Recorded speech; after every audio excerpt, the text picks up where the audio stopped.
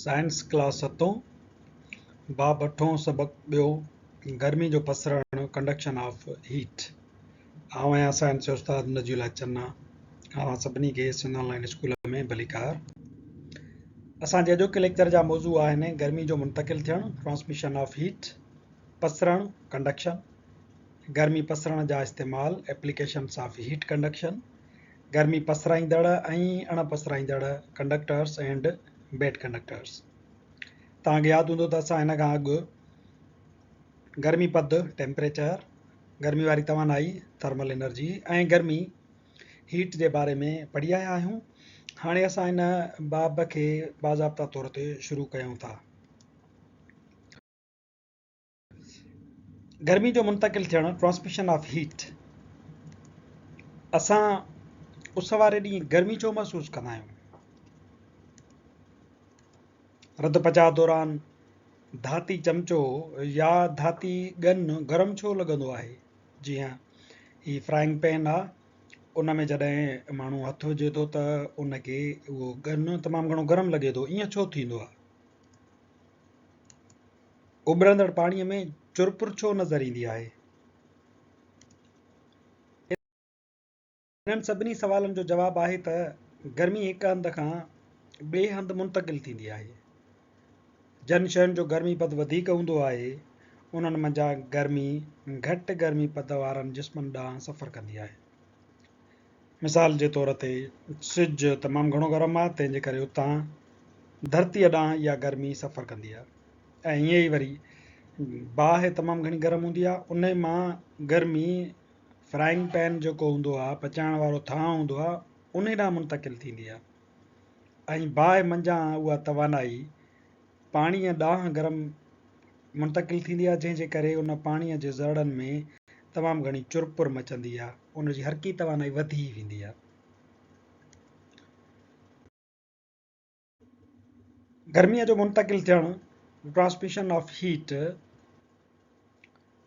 जीअं असां मिसालनि में पहिरियां जेके 3 मिसाल ॾिनासीं, उन्हनि में पिणु इहो हुयो त हिकिड़े हंध खां सिज खां गर्मी धरतीअ ताईं पहुचे थी, ऐं वरी किथे वरी ईअं हुयो त फ्राइंग पैन जो जेको आहे सो गन उहो गरम थी पियो वञे। असुल में गर्मी मुंतकिल थियण जा बि ईअं ई मुख़्तलिफ़ तरीक़ा आहिनि। या त गर्मी मुंतकिल थींदी आहे लहरुनि ऐं शुआउनि रस्ते, जंहिंखे चइबो आहे रेडिएशन। रेडिएशन माना लफ़्ज़ जी माना ई शुआउ आहे। जॾहिं गर्मी शुआउनि रस्ते या लहरुनि रस्ते मुंतकिल थिए त उनखे रेडिएशन चइबो आहे। बल्ब परे ॿरे पियो या बाहि परे ॿरे पई ऐं उतां तव्हां ताईं उनजी गर्मी पहुचे त इहा शुआउनि या लहरुनि रस्ते अचे थी, जंहिंखे चइबो आहे रेडिएशन वारो तरीक़ो।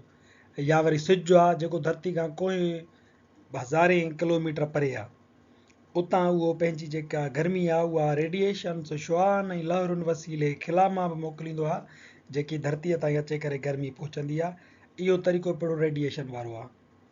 या वरी ॾिसो, ही हथियो आहे, गन आहे इन ॿाटे जो, जंहिंखे माण्हू जॾहिं हथु विझे थो त उहो उनखे गरम लॻे थो। हाणे इहो ॿाटे जो जेको गन आहे उहो धातु ई आहे, मेटलिक आहे, लोह जो आहे या स्टील जो आहे या जिस्त जो आहे, उहो इन ॿाटे सां ॻंढियल आहे। ही ॿाटो गरम थिए थो, उन जे करे ही ॿाटो पाण, हिन जा जेके मालिक्यूल आहिनि उहे वरी हिन गन खे गरम कनि था, जेको असांजे हथ खे गरम महसूसु थिए थो।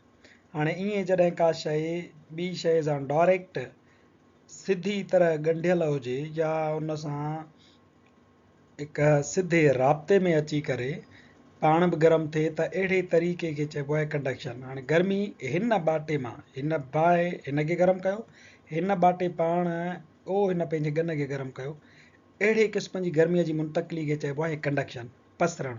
इहा सख़्तु जिस्मनि में थींदी आहे, छो त सख़्तु जिस्म ई हिक ॿिए सां ॻंढियल हूंदा आहिनि। सो कंडक्शन, पसरणु बि गर्मीअ जी मुंतकिल थियण जो ट्रांसमिशन ऑफ हीट जो ॿियो क़िस्म आहे। ऐं ॿियो आहे वैक्यूम ज़रिए कन्वेक्शन। पाणीअ जो अंदरि जेको ॾेखारियल आहे, मिसाल तीर ॾेखारियल आहिनि। हाणे जेॾीमहिल जो इन पाणी खे असां हेठां बाहि ॾींदा आहियूं, गरम कंदा आहियूं, त छा थींदो आहे, पाणी जा जेके हितां वारा मालिक्यूल आहिनि उहे गरम थींदा ऐं उहे छा कंदा, पाण मथे हलिया वेंदा, ऐं वरी जेके ॿिया मथियां मालिक्यूल आहिनि थधा, उहे वरी हेठि ईंदा।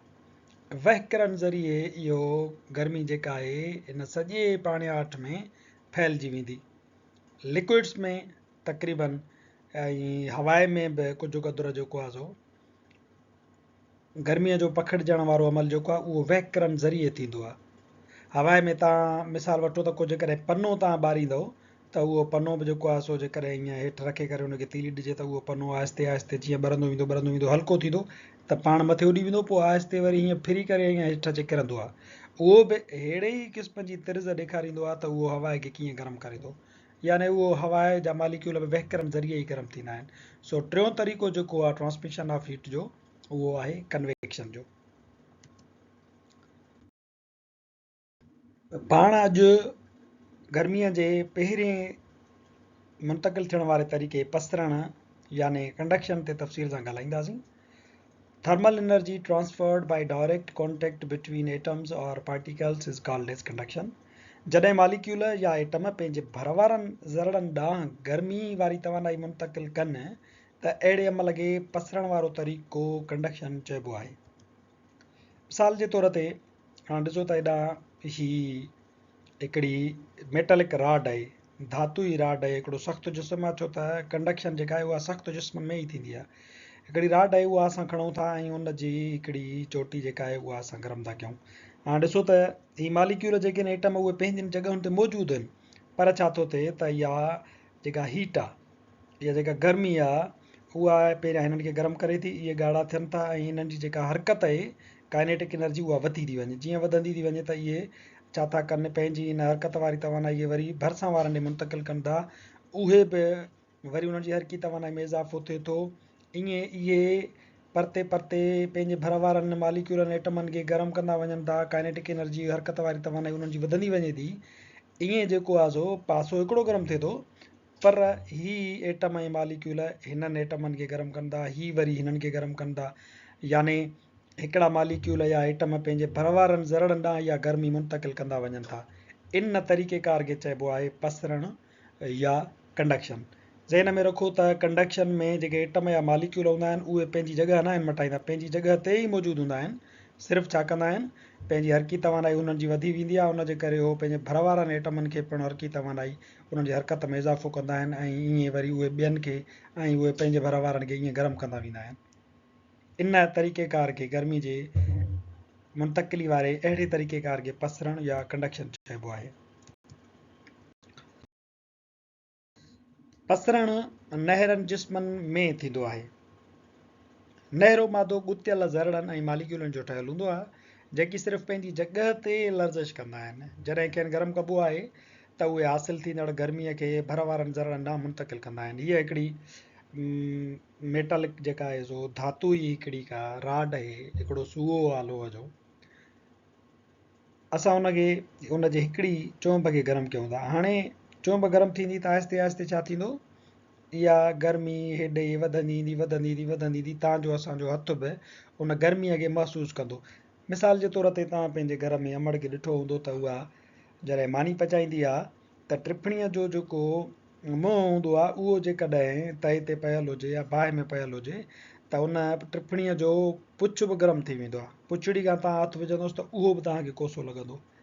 इनखे चइबो आहे पसरण ऐं इहो सिर्फ़ु ऐं सिर्फ़ु नहरनि जिस्मनि में थींदो आहे।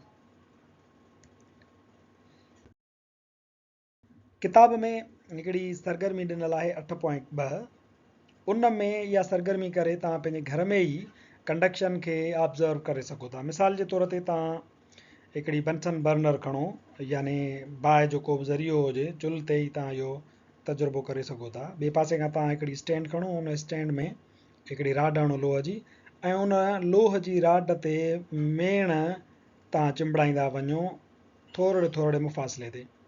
हाणे छा थींदो, तव्हां जेॾी महिल जो हिनखे हितां बाहि ॾींदव त इहो जीअं ई राड गरम थींदी त पहिरियां पहिरियां ई मेण वारो हिसो रिझणु लॻंदो, ऐं उन खां बाद वरी जीअं जीअं इहे मालिक्यूल गरम थींदा त इहे पंहिंजे भर वारनि मालिक्यूलनि खे गरम कंदा, ऐं पोइ जॾहिं हिते वञी गर्मी पहुचंदी त ही मेण रिझी हेठि ॻरणु लॻंदी, ऐं वरी आहिस्ते आहिस्ते जॾहिं मालिक्यूल हिक ॿिए खे गरम कंदा हेसी ताईं पहुचंदा, तव्हांजो इहो आहिस्ते आहिस्ते जेतिरी मेण लॻल आहे उहा मेण वक़्फ़े वक़्फ़े सां आहिस्ते आहिस्ते जीअं जीअं गर्मी वधंदी ईंदी त उहा हेठि ॻरंदी वेंदी।